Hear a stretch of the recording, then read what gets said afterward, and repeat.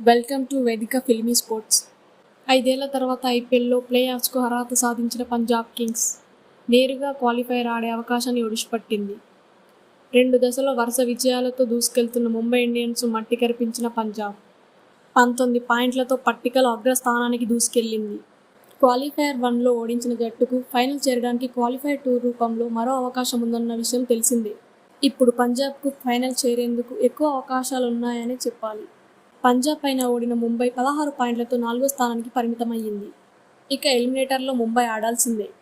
Punjab Kings తన ఆఖరి league మ్యాచ్ల్లో 7 వికెట్ల తేడాతో ముంబై ఇండియన్స్పై ఘన విజయం సాధించింది.